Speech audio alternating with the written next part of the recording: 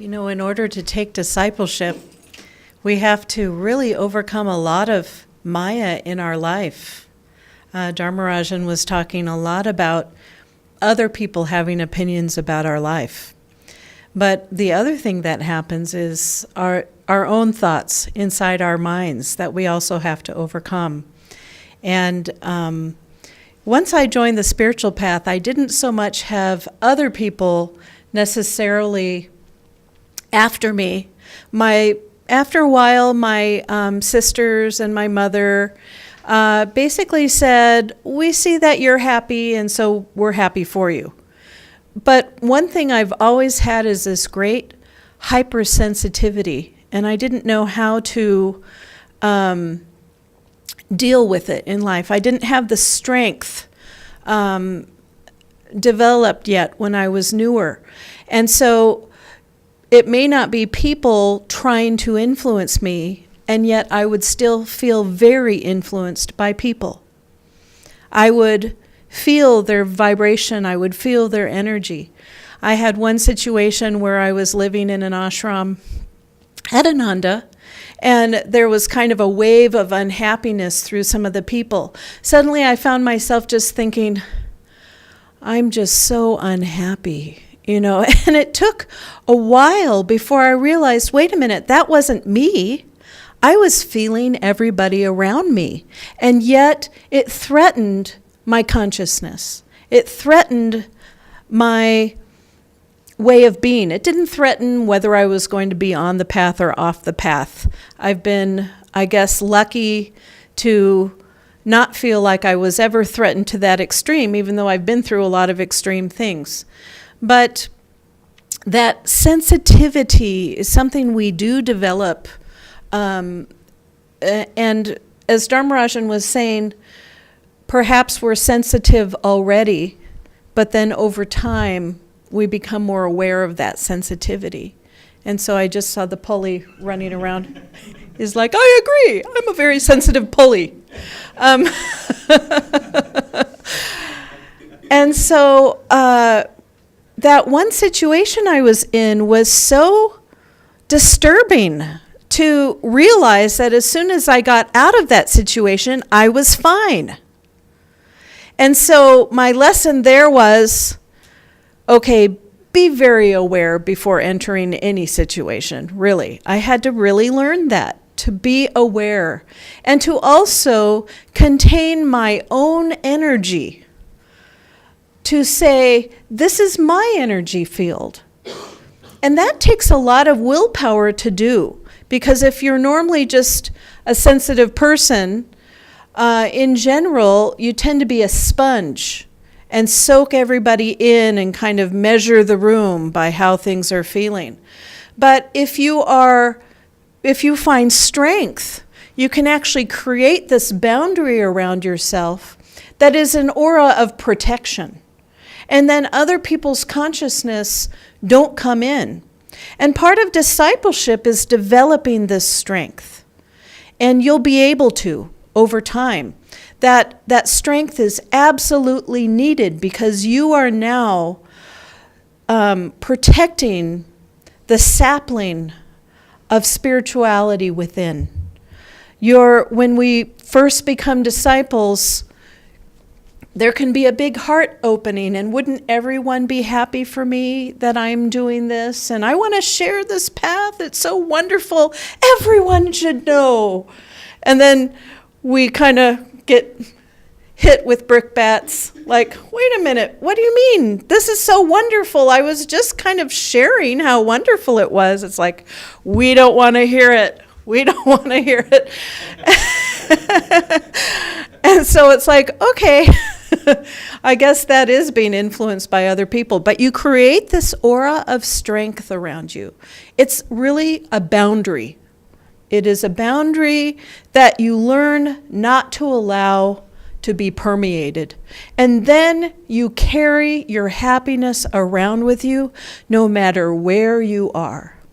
And what other people think strongly that you should do or be, as the reading was saying, you learn to just say, that's fine what you think. You can think all you want, but A normal adult understands that other people are separate from them.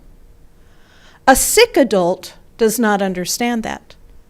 Sometimes we are working in a hospital environment with a lot of sick adults. Sometimes we're in a hospital environment in our home with sick adults, people who do not realize that we are separate from them. We're not extensions of our parents. We are not extensions of our bosses. We're not extensions of anyone. And if we allow ourselves to do that, we're going against our sole purpose, which is to realize who we are and grow in the way we need to grow and not in the way others do. And like I said, that influence of others, it may just be they're unhappy in themselves. It's also extremely difficult if they're just unhappy with us, because when we have unhappy thoughts towards others, we throw emotional knives at people. And, think about it when you're in a disharmonious situation. I've been in workplaces where there's going to be layoffs or something's going wrong on the team. And what's happening? Knives are flying. Knives are flying. And you just have to okay, first of all, realize knives are flying at me. I didn't realize it, but they are. And now say strongly and firmly, I will not allow knives into my aura. And this is the strength you learn as disciples. And not only that, one of God's aspects is power. And this does not mean power over anybody. But what does mean, if you have to use God's power to protect your aura and your sole purpose, do it. Master is with us in the form of power. And if other people can only think in terms of power over, sometimes you just have to push back, not in anger. It's very important not to do it in anger. But if you are protecting your spiritual life and your spiritual destiny, you have to be serious about it, serious enough to push back someone else who wishes only the worst for you. Sometimes I've been in situations where there was discord with someone and I couldn't understand what it was. Why are they acting that way towards me? I don't feel anything. And then I went, oh, they wish the worst for me. I didn't realize that. Why? Who knows? Sometimes people are jealous. Sometimes they want your position. Sometimes there's all sorts of things they want that they perceive you have. So there's a lot of lessons you will learn as new disciples. A lot of things that you will go through. A lot of tests of your discipleship. And you'll have the strength of Master, our Guruji, with you. And today is a beautiful celebration of what you're going to be taking this vow. And all disciples, take the vow in your heart. We don't really renew discipleship vows very often, but you can always repeat the vows in your heart and feel as though you are renewing your discipleship vows. You're remembering just your deep love for the Guru. And what's beautiful about you two, taking discipleship today, you're surrounded by other disciples who love Master, who love God. We're all here to support you in that. And that's why we have these vow ceremonies publicly, so that you can be surrounded by other Guru Bhais who are supporting your step. And all the people you know in the astral world, whether you know them or not, are having a big celebration today, saying, wonderful, we're so happy that you are taking this vow today. It's a huge astral celebration that goes on. We think, oh, what? I just took a vow. But no, you took a step. You took a step towards God in a very real way. I loved the Living Wisely, Living Well